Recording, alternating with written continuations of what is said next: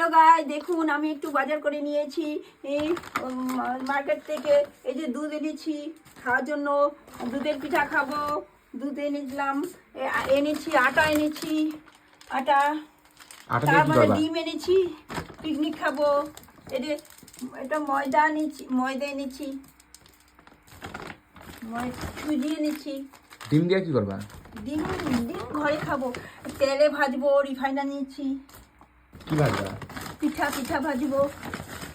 আলু তো বহুত এনেছি, 4 কেজি আলু এনেছি। 1 কেজি আলু কয় এনেছি? 4 কেজি আলু, দেখুন আপনারা গাইস, মিথ্যা কথা বলে। এই যে এটা ময়দা 1 কেজি এনেছি। তারপরে মেসটা নিচ্ছি, মেস এনেছি। ম্যাশ দিয়েও কি পিঠা বানাবে? মেস দিয়ে না। তারপরে দাড়ি, এটা বাবা দাড়ি কাটবে বলছে। দাড়ি কাটবা কি পিঠা বাজার করতে গিয়ে তুমি দাড়ি কাটা ম্যাচ এগুলো নিয়ে এসো? চিনি এনেছি। চিনিটা আচ্ছা ঠিক আছে। এটা ঠাকুরের জন্য কদমা এনেছি, কমলাটা বাজার থেকে আনবো। এই দেখুন মানে সস্তা জিনিসগুলো তুমি এনেছি। আর দামি জিনিসগুলো আনো না। ঠাকুরের জন্য এটা এনেছি, কদমাটা খালি কমলাটা নিলে হয়ে যাবে। তারপরে খাইবা?